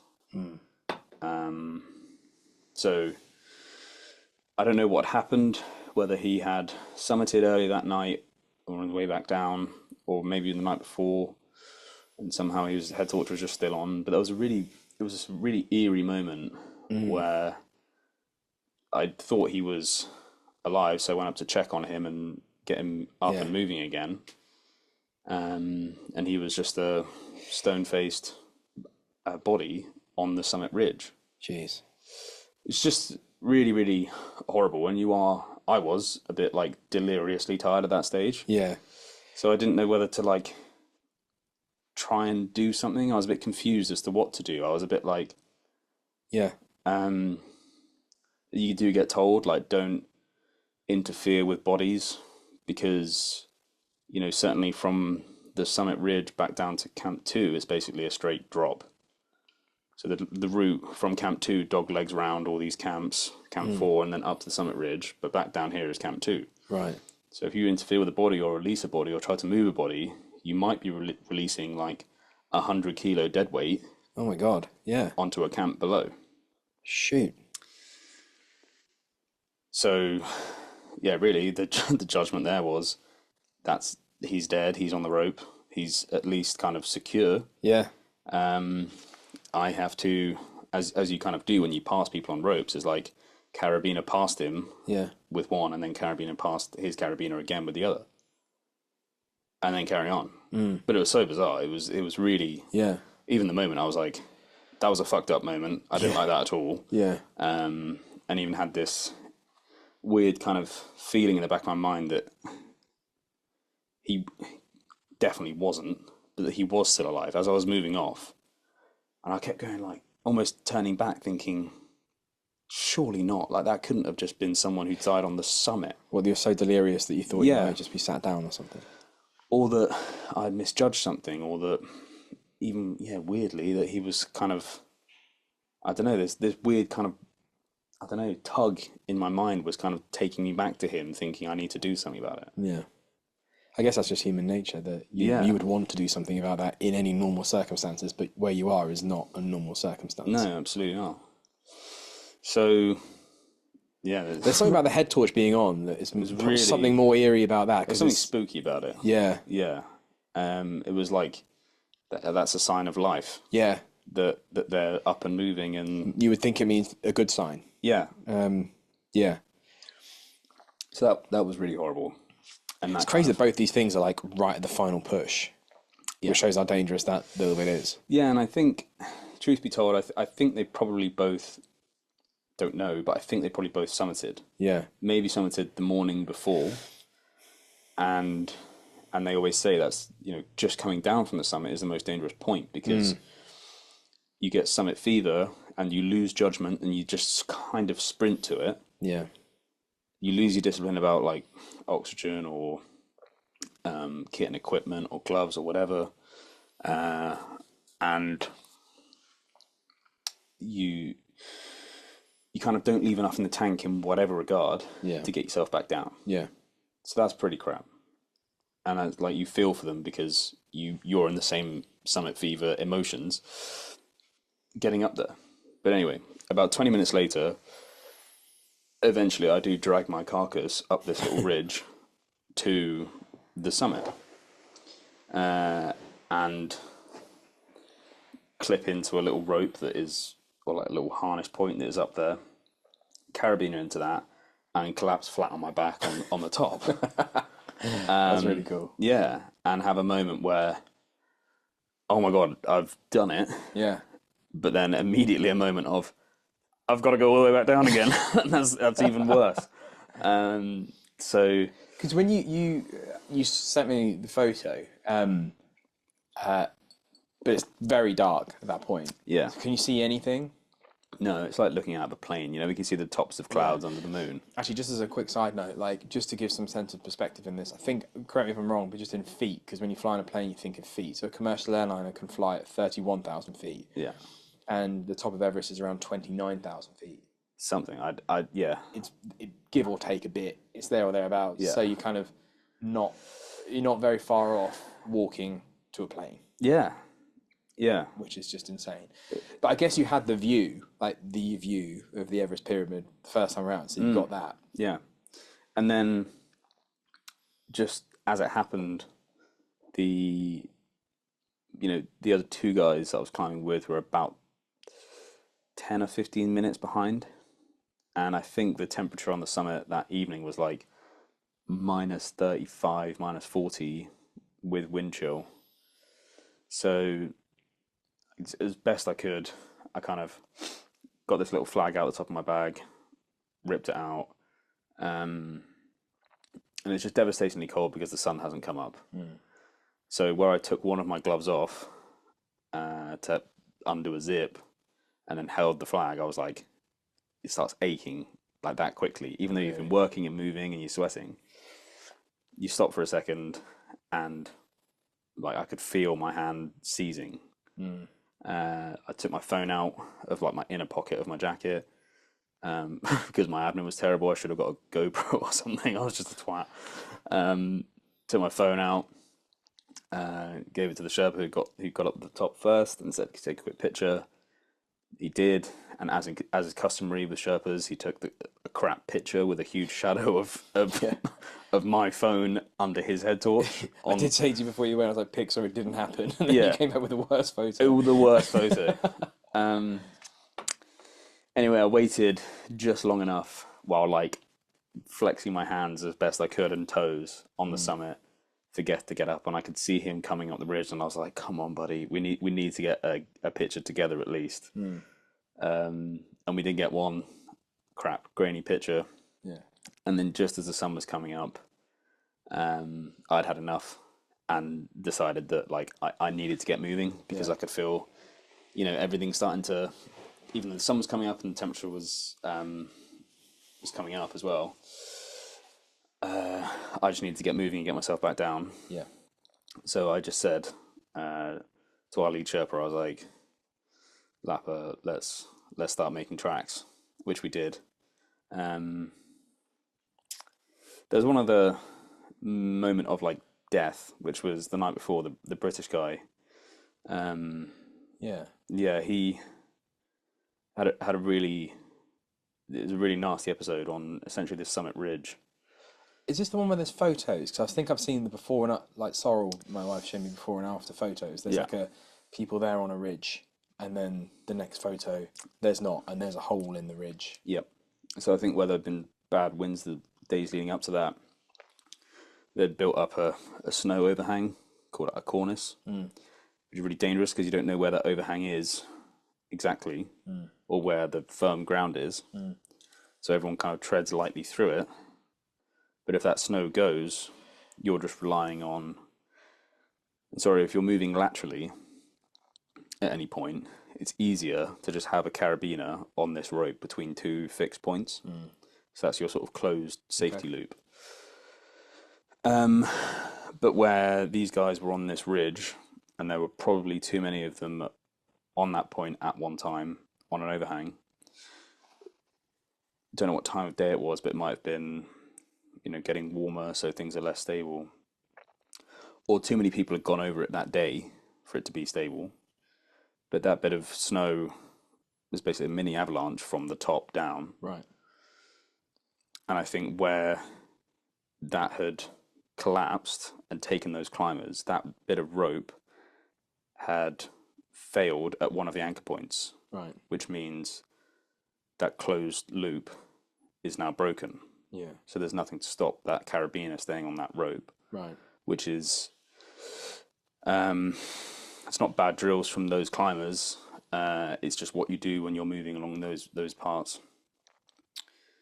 In hindsight, I was doing the exact same thing, not knowing that those climbers had fallen the night before. Which is really nasty to think about. Yeah. I had walked the night before? Yeah. Shoot, I didn't know that.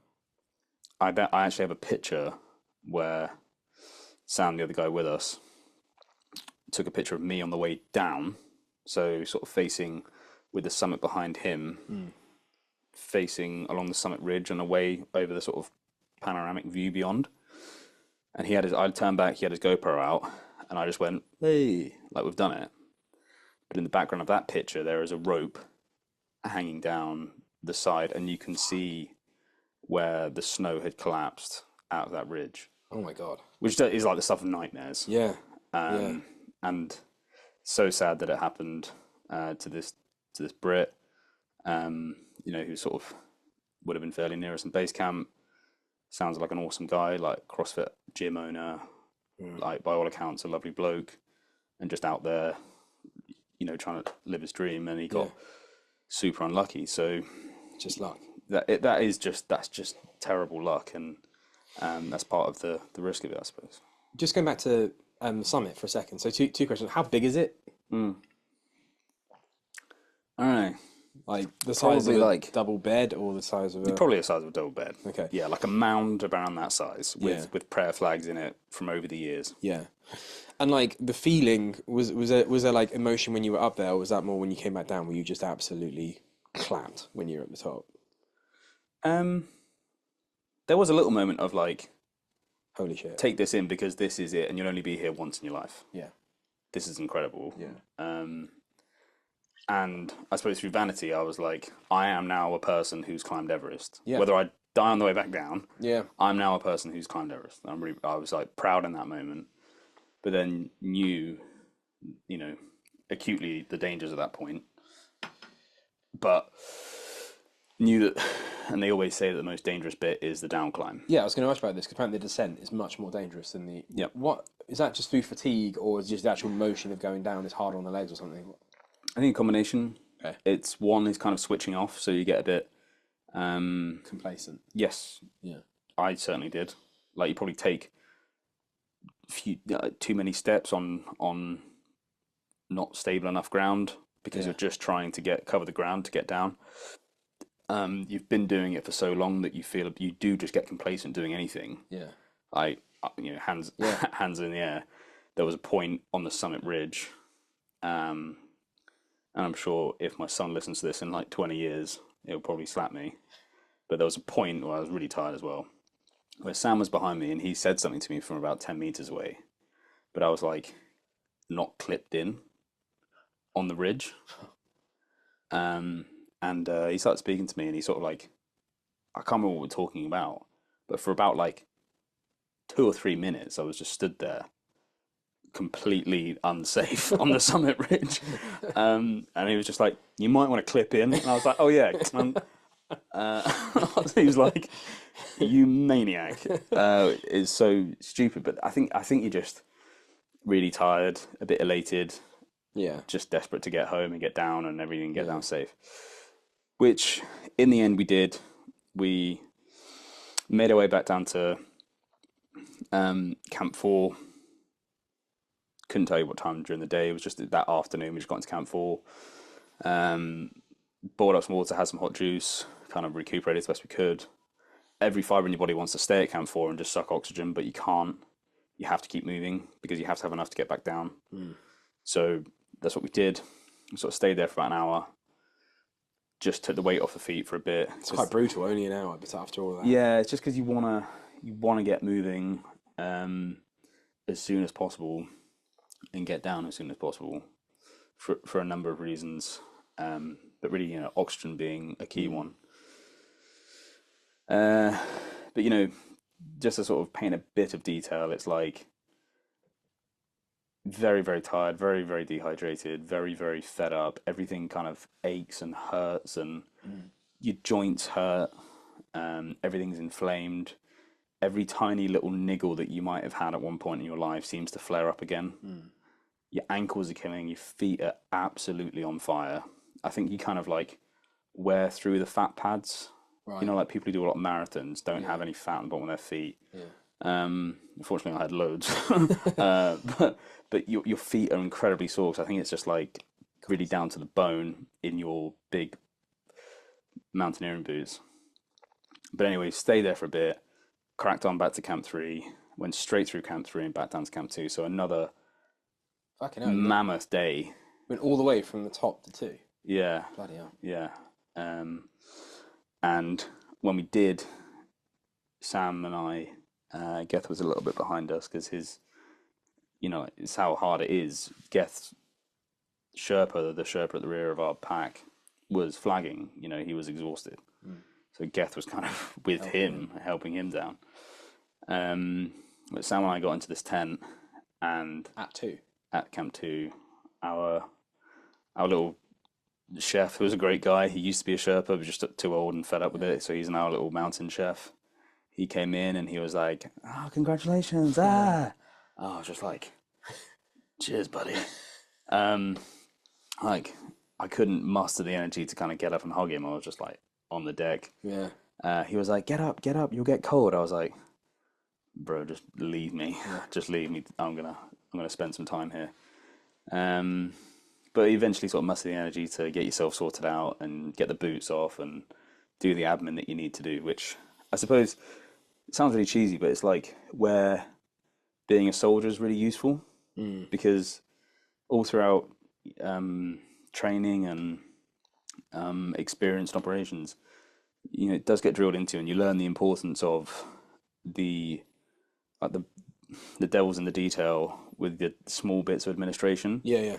So having the discipline to know where your clean pair of socks are and change them when they're wet is the difference between can be the difference between getting frostbite and not, Yeah. or having the discipline to, I don't know, brush your teeth when you just can't be fucked, and everything stinks anyway. Yeah. But you know, just those little things will prevent you from getting like a minor infection in your gum. Yeah. Do you know what I mean? So Yeah. that was like really like it's cheesy, but the training kicked in, and you do take care of yourself. It's just drilled into you. So we did do that. We recovered, and then the next day made our way back down through the god awful icefall. Fortunately, there was like no one to be seen. This was like end of season stuff. The place was empty. It was a bit like walking through a ghost town. Finally, crest over a hill and see base camp in the distance. Still takes us like 3 or 4 hours to get down and get there, but get to base camp, and our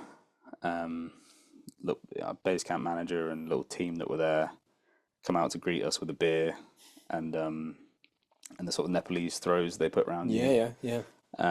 And that was a magical moment. Yeah. Where me, Geth, and Sam had got back down safe, Yeah. officially safe, on terra firma with a beer in hand, not having the energy to do anything about it, just beer in hand and a wry smile that said like, "Hey, we've knocked the bugger off," as they say. Yeah. And we've finally done it.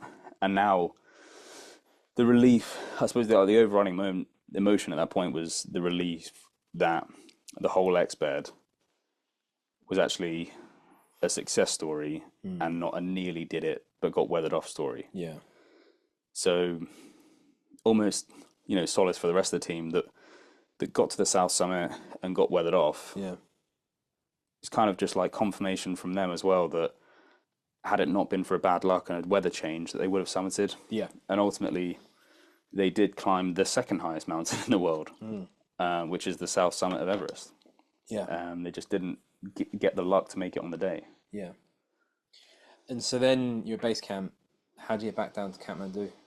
B3 helicopter again. Yeah. So pack up everything. How long were you at base camp for when you get back there? Weirdly, just like an hour. Really? Yeah. We just our base camp manager just organised it that, everyone wanted to get out of base camp at that point because the team, the logistics, the footprint had been there for the whole season by this point. Everyone was just done with it. Yeah. I mean, bless their hearts, somehow the cooks at base camp, I don't know how, because they didn't have an oven, but they had made this little cake, which is like the sweetest moment ever, that they came in like really proud of this iced congratulations Mount Everest cake, and that's like a little tradition that they do. So we had a bit of cake. Our bags were already packed. So like, win or lose, we were going to go home that day anyway. Yeah. And basically everyone was like, the party was closing, everyone was starting to close down. And we got on the heli with, like covered in our bags and grips and stinking with a beer in hand.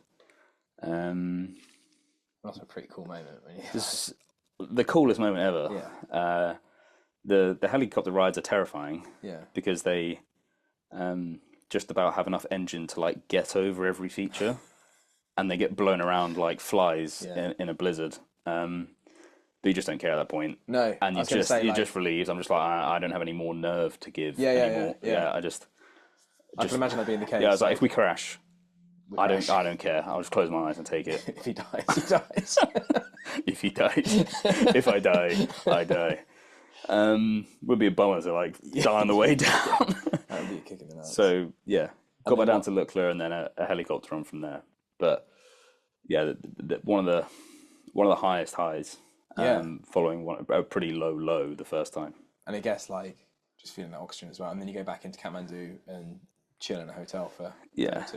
Yeah. Because I saw you show me a photo of your face, and it was full crackhead. You look like this is a cultural reference because I feel like this is really like a time capsule. Yeah. But like So your son in 15, 20 years' time is going to have to Google this person if Google still exists. But you look like super hands. Yeah. Google super hands.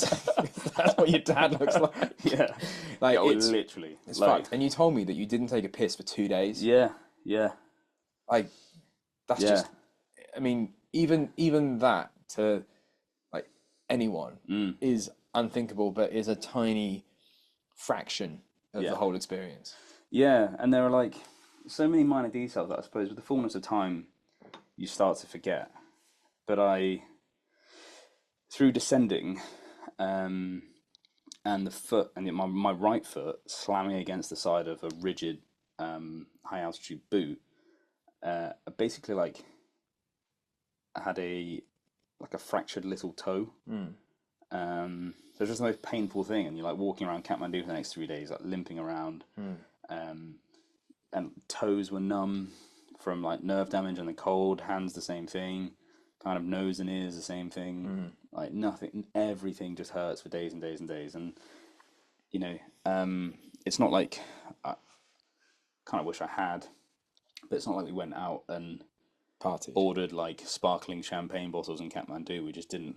You barely have the energy to get out of bed for like meal times. Yeah. And we're just in this, you know, relatively reasonable hotel, where you just kind of decompress, have, you know, the luxury of a bed and your own room is heaven, and you're just catching up with loved ones and Yeah. talking to people. But And then kind of rounding it off, like how was Holly, your fiance, throughout all of this? Like was she how did she deal with this? to be honest, she was incredible throughout, and actually instrumental at one point where, after our first summit push and our return, and that sense of failure in the moment, we got a load of messages from like top brass in the army and loved ones. Really? Yeah, saying no pressure, just come home. Yeah. You've done really well. Yeah. You've given it your best shot. Let's just get everyone. You know, let's just Come on. yeah, take it for what it's worth. Be proud of the effort, but all that. But you know, and from friends and family, that was the messaging I was having, which is just like great effort. Glad you're safe. See you in a bit. Yeah. And actually, Holly was the one person, even with one in the oven, that encouraged me to go again, which is pretty remarkable, considering, yeah, there's, you know, clearly understood the danger and the effort, and I was in contact with her most of all when I was up there. That's pretty incredible.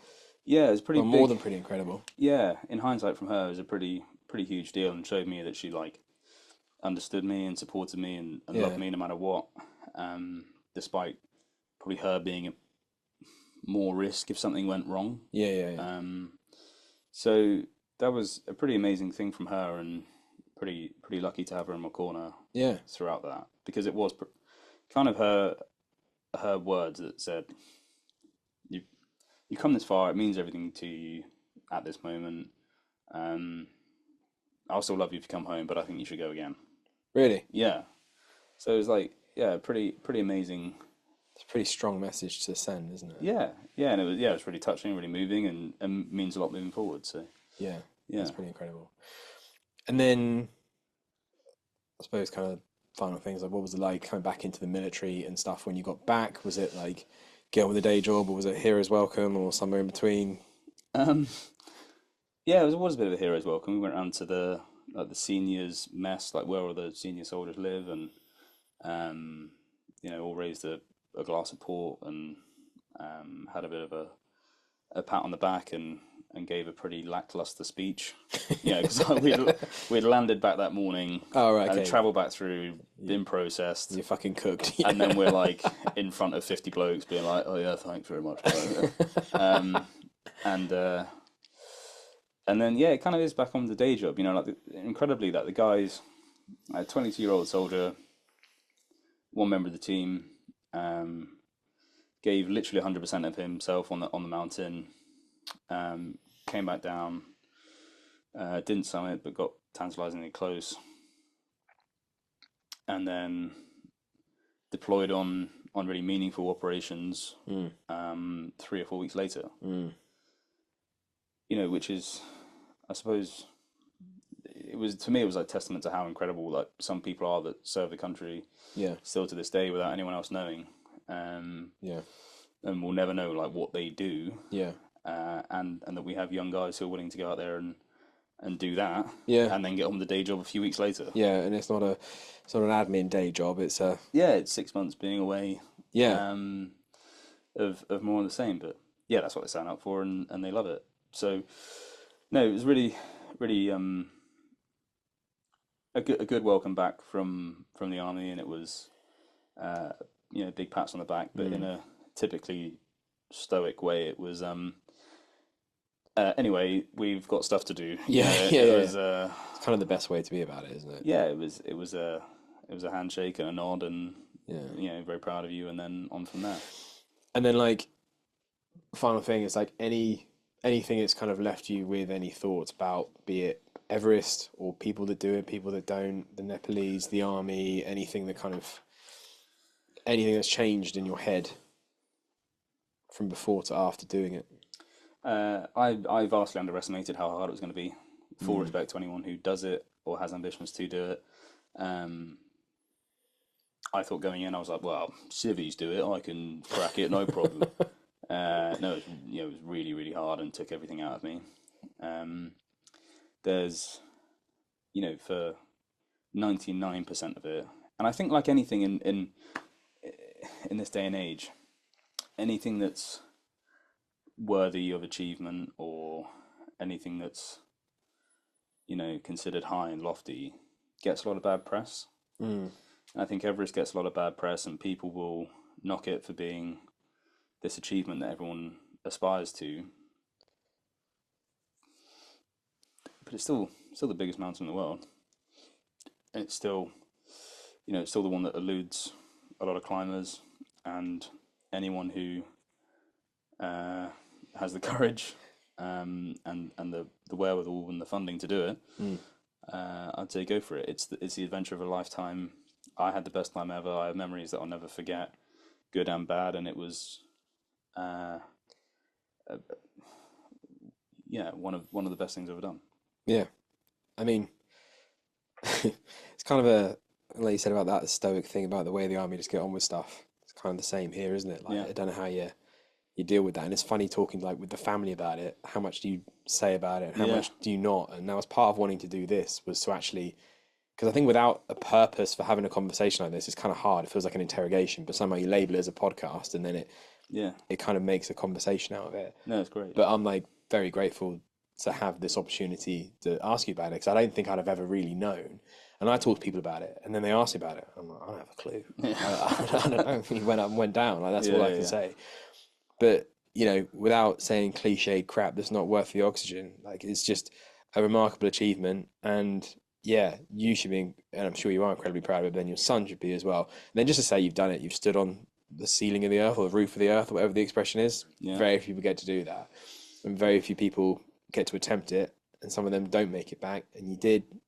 I'm very glad. No, well, thank you very much, and I really appreciate you setting this up. I've been trying to do it for a while, and as much as I've tried to write it down in a little journal to capture it, I don't think it really comes from the same place as just discussing it like this. I think it comes from a different ordered, structured mindset where it's descriptive, and it's you're just listing things in a certain way.